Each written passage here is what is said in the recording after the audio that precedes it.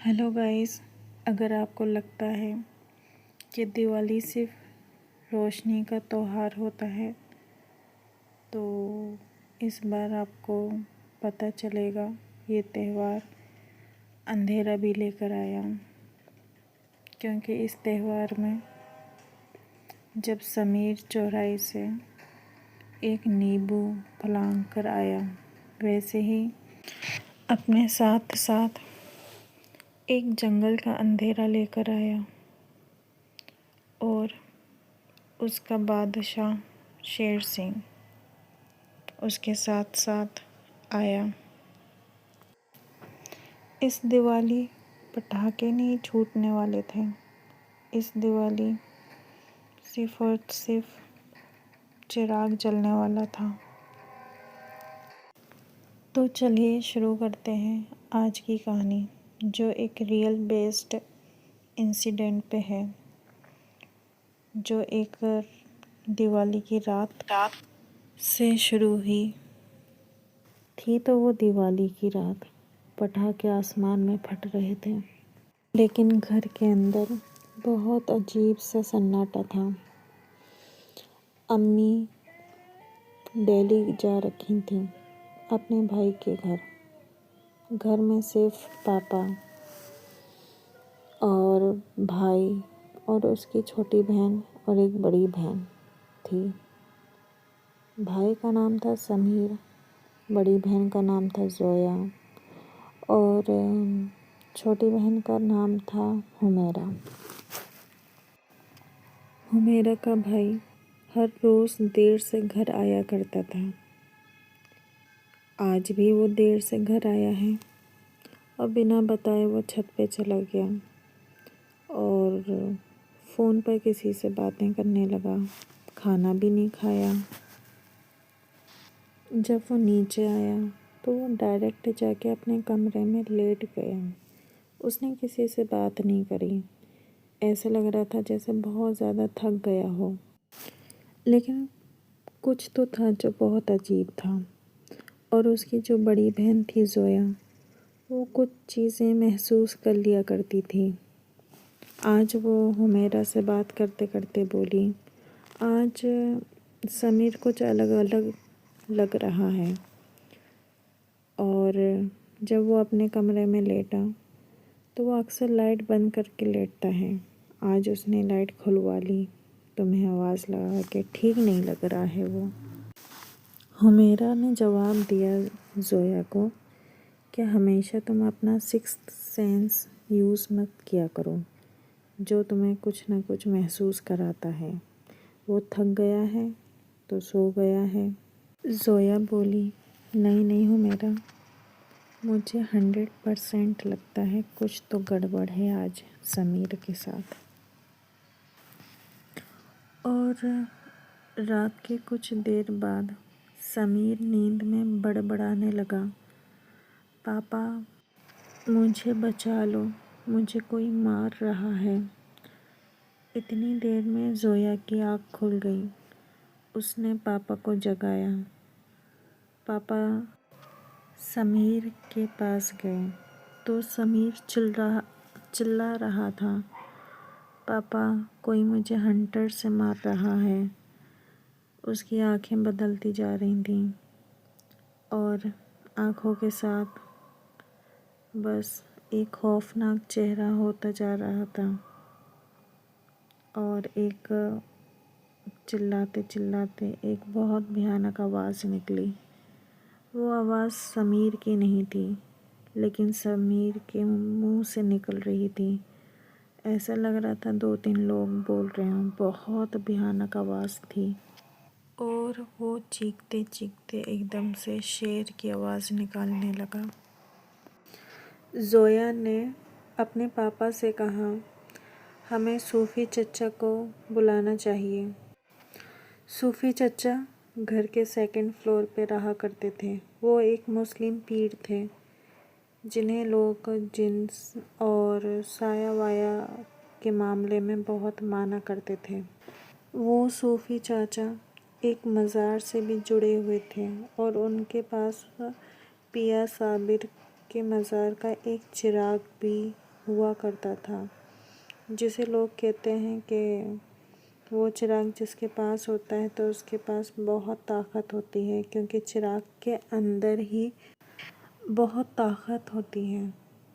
उसके सामने बड़ा सा बड़ा जिन हो, जिन्नात हो या कोई बुरा साया हो, वो टिक नहीं सकता। और वो सूफ़ी चाचा उसी से कुछ लोगों का इलाज भी किया करते थे, जिनके ऊपर कुछ ज़्यादा ही हैवान भूत हुआ करते थे।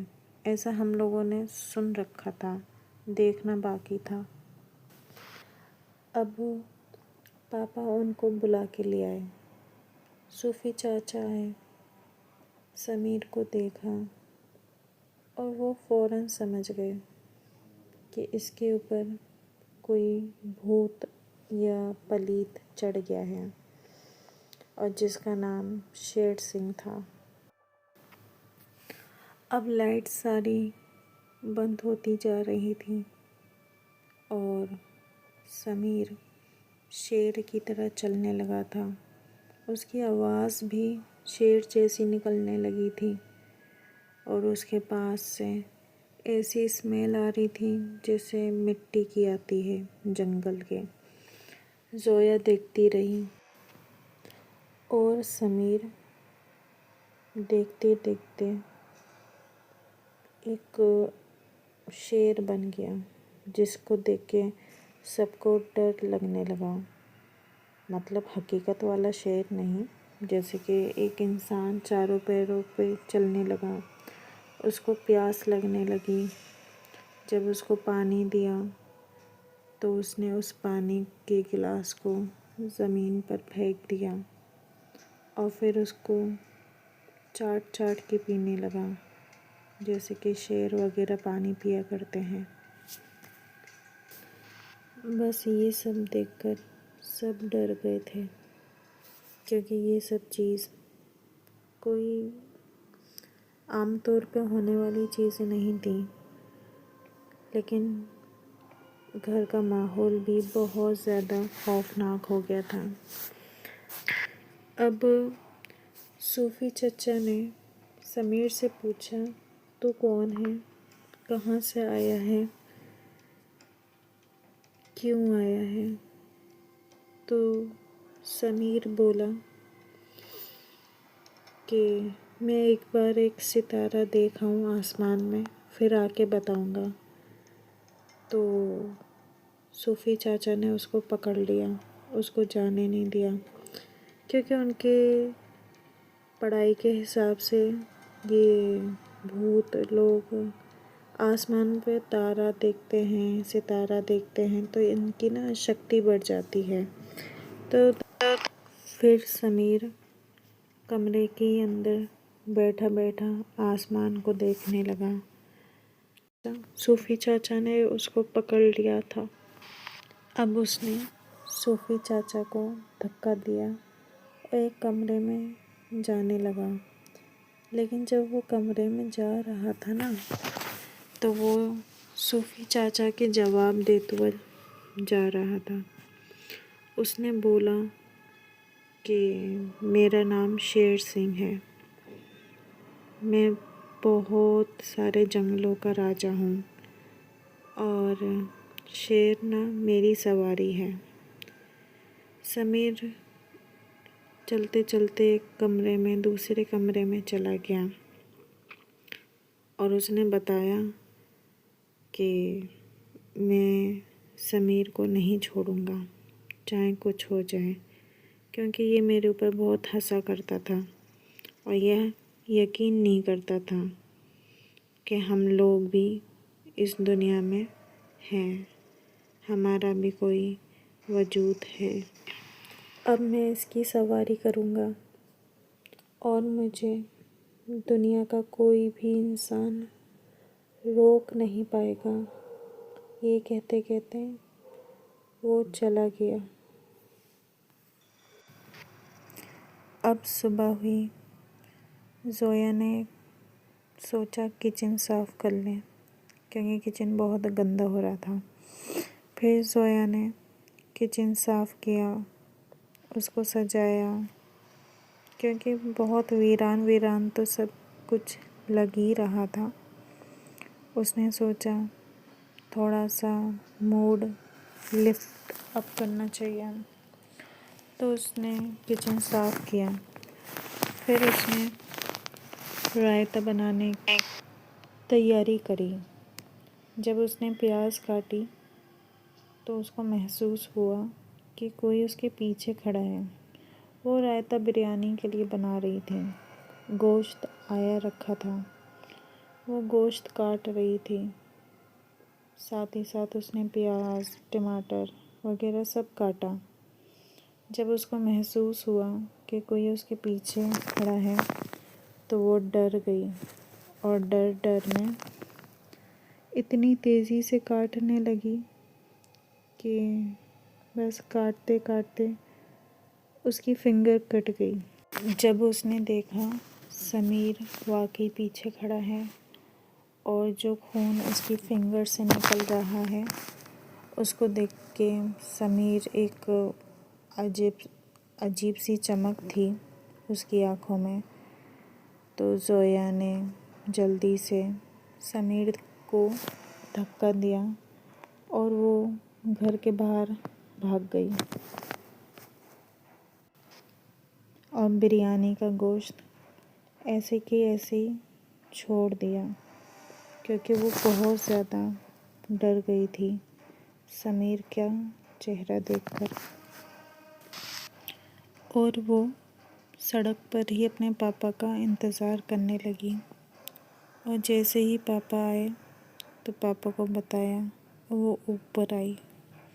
जब उसने किचन की विंडो से झाँक कर देखा, वो रायते का बर्तन खाली था और समीर वहाँ बैठकर चाट रहा था।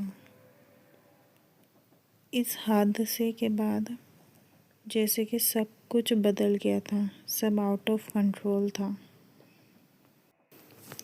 अब तो समीर कभी सो भी जाता था तो भी लोग उसके पास जाने से कतराते थे, खौफ खाते थे। उसके पास कोई जाना नहीं चाहता था।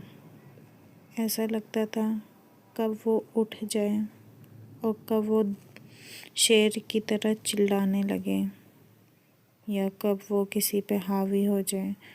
कब वो क्या कर सकता था, अब कोई नहीं समझ पा रहा था। सब डरे हुए थे। ज़ोया ने सूफ़ी चचा से बोला कि कुछ ना तो कुछ इलाज होगा। आपने तो बड़े बड़े जिन का सामना भी किया है, इलाज भी किया है। तो उन्होंने बोला कि मैं तुम्हें एक चिराग दे दूँगा। उस चिराग के साथ तुम्हें कुरान की आयतों का विर्द करना पड़ेगा। मुझे कहीं बाहर जाना है, लेकिन ये काम तुम कर सकती हो। तो मैं तुम्हें चिराग दे के जाऊँगा और सब तरीका बता के जाऊँगा कैसे क्या करना है। मुझे लगता नहीं है मेरी ज़रूरत पड़ेगी। मैं इस तरह तुम्हें ट्रेन करके चला जाऊँगा, लेकिन अगर कोई ज़रूरत पड़े या जब तक मैं वापस आऊँ समीर ठीक ना हो पाए, तो फिर आगे मैं ही इलाज करूँगा। ज़ोया तैयार हो गई और उसने ट्रेनिंग ली। ट्रेनिंग मतलब 2-3 दिन की, कैसे क्या करना है, कैसे कब क्या पढ़ाई करनी है, चिराग पे बैठना है तो कैसे बैठना है। सबके अपने अपने प्रोटोकॉल्स होते हैं ना, ऐसे ही।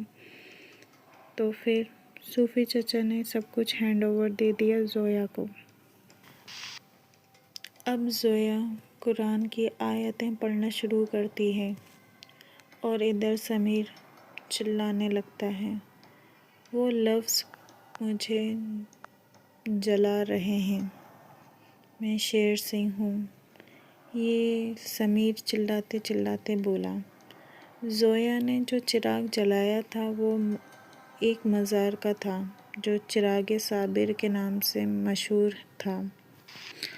अब ज़ोया ने वो चिराग रोशन कर दिया और समीर से बोली, तुम इस चिराग के अंदर देखो, इसकी लो देखो, इसका कलर बदलता नज़र आएगा और शेर सिंह अब नहीं बच पाएगा। लेकिन समीर कँपकँपाने लगा। उसका जिस्म जैसे कि अंदर ही अंदर जल रहा था। उसकी आँखों में से आंसू बहने लगे और बोलने लगा कि ज़ोया, मुझे बचा लो, ये मुझे मार डालेगा। ये मुझे उस जंगल में ले गया है जहाँ बहुत बारिश हो रही है और कहीं रोशनी का नामो निशान नहीं है। ज़ोया ने कहा समीर से कि समीर, डरो मत, परेशान मत हो, कुरान शरीफ पढ़ो।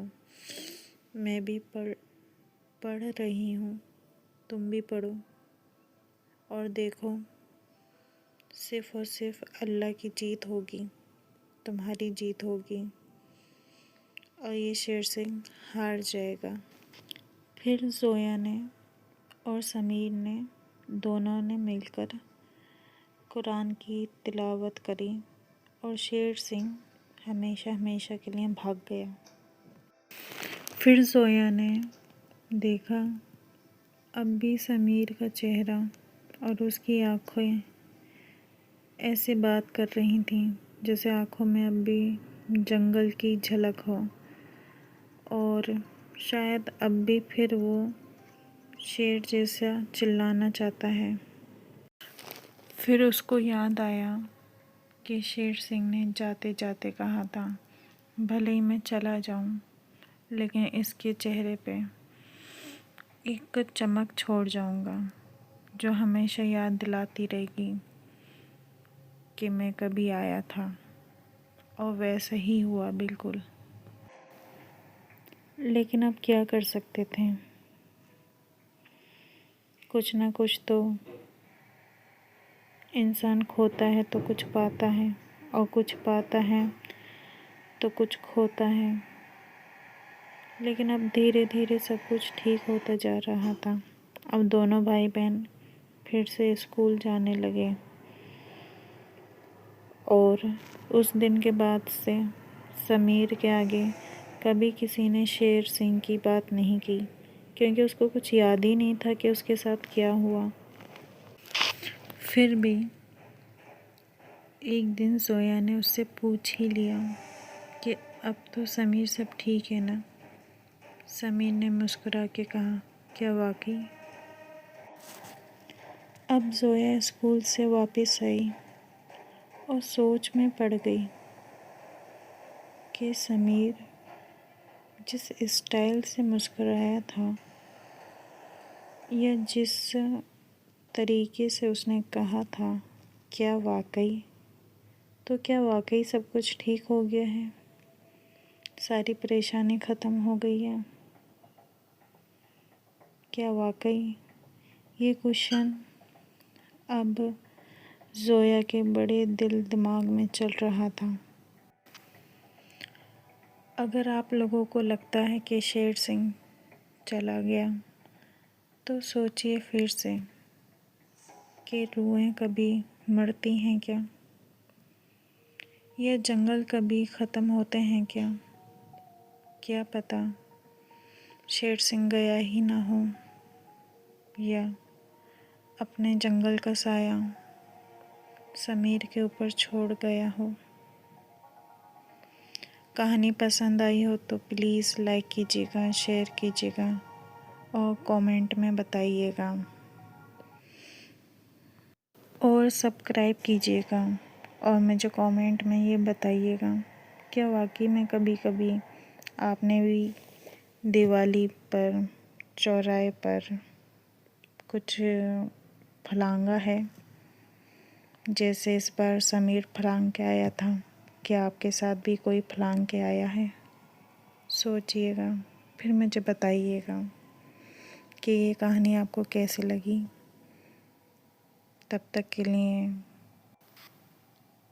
तब तक के लिए अपना ख्याल रखिए, एंजॉय कीजिए, दुआओं में याद कीजिए। अब मिलते हैं नेक्स्ट सैटरडे।